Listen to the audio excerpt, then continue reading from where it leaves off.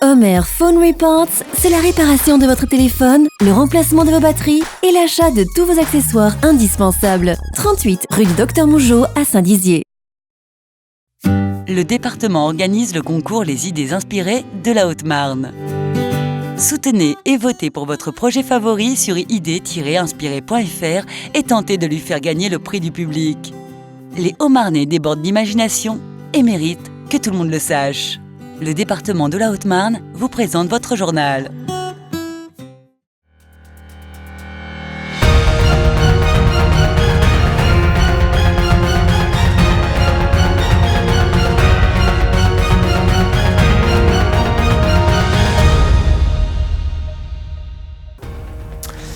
Bonsoir à tous, bienvenue dans le journal de ce mardi 1er octobre 2019. Voici les titres de cette édition.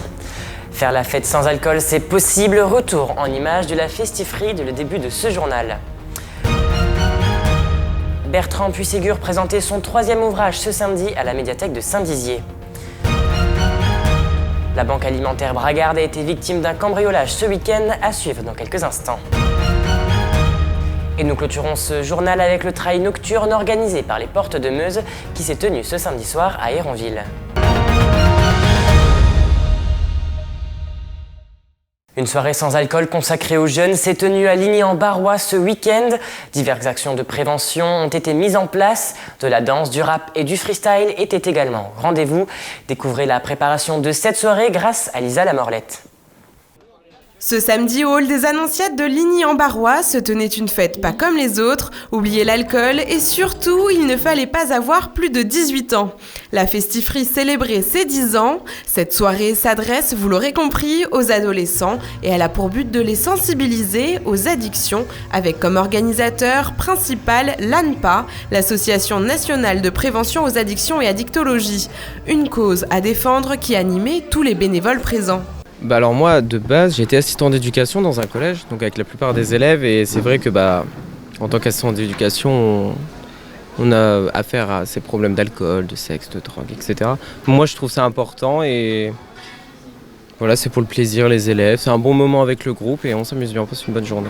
L'événement attendait près de 700 personnes, le tout organisé par une 50aine de bénévoles, dont Benjamin, 16 ans, jeune DJ, mais aussi chef d'orchestre de l'événement, qui a mené toute l'après-midi les répétitions générales.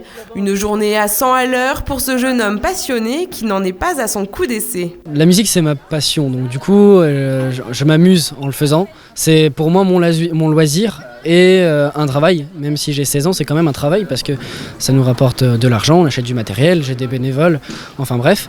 Et du coup, c'est vrai que c'est compliqué et fatigant, c'est une vie à l'heure près, mais j'aime bien cette vie pour l'instant. Voilà, j'y trouve ce que j'aime, mon équilibre et mon loisir. Je fais pas de sport, je fais de la musique. Une 10e année dignement fêtée avec comme invitée prestigieuse Kelly Guérard, top 16 mondiale en foot freestyle, très appliquée pendant les répétitions. De nombreuses heures de travail pour un show réussi et pour rappeler aux adolescents qu'on s'amuse tout autant, si ce n'est plus, sans alcool. La mort est un sujet qui nous concerne tous et Bertrand Puységur l'a bien compris. L'auteur du livre Requiem 14 était à la médiathèque de Saint-Dizier pour présenter son ouvrage. L'écrivain relate 14 nouvelles différentes ayant pour même sujet la vanité. Un reportage signé Linda Benaïssa et Nicolas Fontaine. Samedi après-midi, la médiathèque Romain Rolland, à Saint-Dizier, accueillait l'auteur Bertrand Puységur, philosophe et journaliste, pour la présentation de son dernier ouvrage, Requiem 14. Une dizaine de lecteurs sont venus à sa rencontre. L'occasion pour l'assistance de questionner la place de la mort et de l'absence au sein de notre société. Il n'y a pas de message caché non plus dans le livre, donc il y a quelque chose qui signifie la mort qui est le requiem, qui veut dire le repos, et 14 tout simplement parce qu'il y a 14 nouvelles. Disons que j'avais toujours eu un petit peu ça en arrière-plan, l'idée de faire quelque chose autour de la disparition, de la mort, de la fin des choses. Bon, comme je suis un peu philosophe de formation, je m'étais dit que par la fiction, par la littérature, c'était peut-être ce qu'il y avait de mieux à faire, quoi. Donc Bon, j'ai choisi le mode court pour toucher plus directement le lecteur. Je pense que ça passe un peu plus... oui, c'est le lien est plus direct, je pense, quand on fait cette forme-là. Les 14 textes qui composent ce recueil sont variés, de même que les sources d'inspiration. Shakespeare, Rimbaud, Nietzsche et Rousseau, ou encore les mythes grecs. L'auteur fait vivre et revivre des personnages très différents les uns des autres. Une vieille dame, le duc de Guise, un homme qui disparaît en laissant une lettre derrière lui, une jeune femme qui apprend chez une voyante le jour et l'heure de sa mort, ou encore un étrange collectionneur d'avis de décès. C'est des personnages auxquels on peut s'identifier assez facilement. Voilà, je pense qu'on est capable de rentrer assez facilement dans le livre. C'est ce que permet la littérature. Et puis après, d'en retirer quelque chose pour soi-même, enfin, en tout cas je l'espère, de manière assez utile pour soi-même, quoi, notamment sur cette idée de prendre le pouvoir sur la mort. Loin de sombrer dans le morbide, l'ouvrage revient sur le recul de la notion de communauté au sein de notre société et sur sa capacité de résilience. Si on veut avoir le sentiment, et même plus que le sentiment, la réalité de l'existence, il faut affronter des choses de manière dialectique. Donc c'est la mort qui nous rend le plus humain, enfin la pensée sur la mort qui nous rend le plus humain. Et à partir de cette pensée sur la mort, on est capable de développer des choses qui sont de l'ordre du vivant et de la vie et de l'existence plus précisément. Bertrand Puységur provoque ainsi un dialogue original entre la vie et la mort, à l'heure où cette dernière est bien souvent occultée. Et ce contre quoi on doit se heurter à un moment donné. Mais d'ailleurs, c'est pas qu'on doit, hein, c'est que on se heurte. On est obligé de se heurter, ne serait-ce que par ses propres expériences ou par rapport à la mort d'un autre. Hein. Ce qui est difficile à appréhender, c'est sa propre mort à soi. Voilà.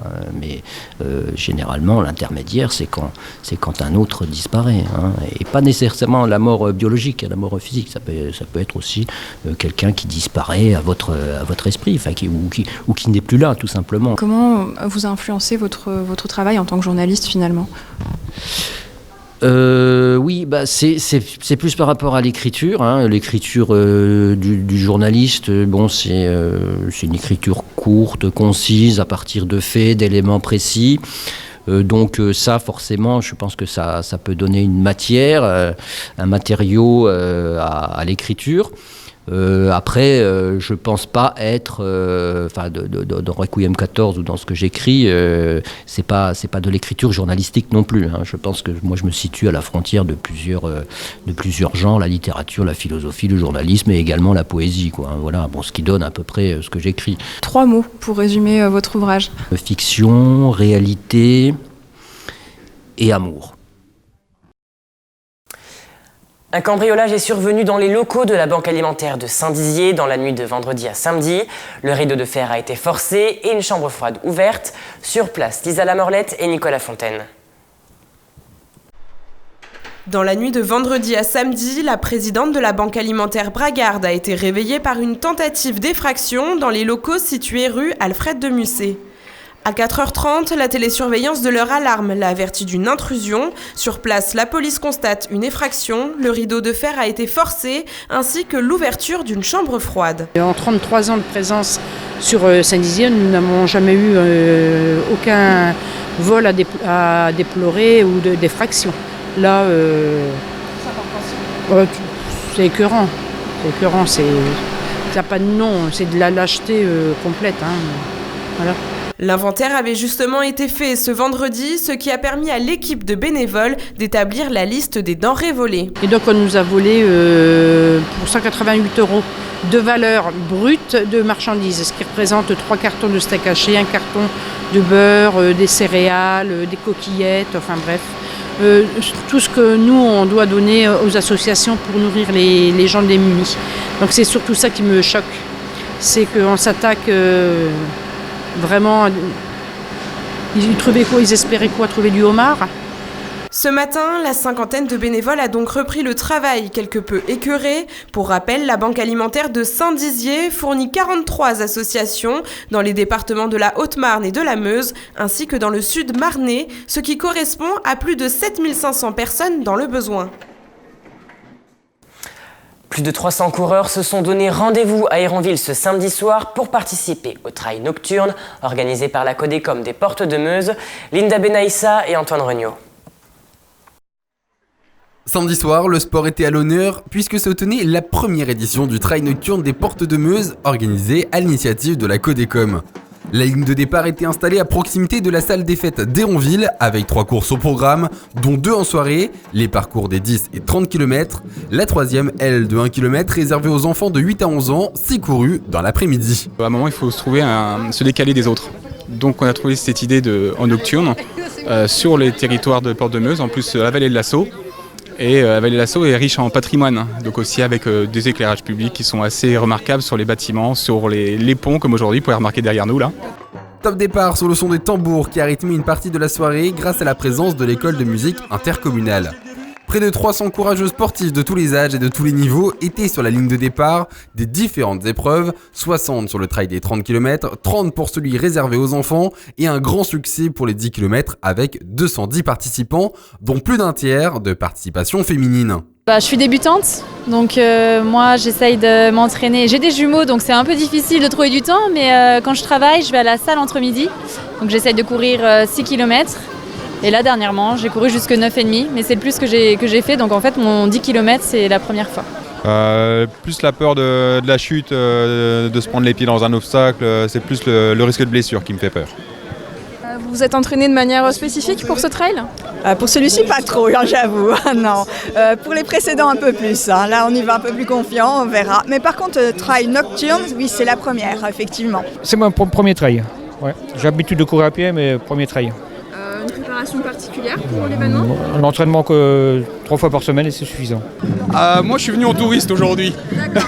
Sinon non, on se prépare avec plusieurs séances dans la semaine. Et puis on fait différents exercices pour préparer les côtes, pour préparer les descentes et puis varier les terrains, quoi. Donc voilà, en fonction des niveaux, parce qu'on a plusieurs adhérents maintenant, on est quand même 65. Et après un parcours parfois complexe, comme dans cette montée dite du Calvaire à Rueau-Nonain, les concurrents ont pu profiter de l'ambiance nocturne de ce trail et emprunter des axes souvent oubliés, avant de rejoindre de nouveau la ligne de départ où les organisateurs ont offert aux coureurs de quoi se restaurer, l'idéal pour s'accorder un temps de repos bien mérité. L'événement, quant à lui, a attiré des participants venus des 4 coins de la Meuse, un gage de succès pour cette première édition qui devrait se renouveler l'année prochaine. Merci d'avoir suivi cette édition. N'oubliez pas l'info continue sur Puissance Télévision. Toute l'actualité qui vous concerne, à voir ou à revoir, dès maintenant sur puissancetélévision.fr et sur notre application mobile.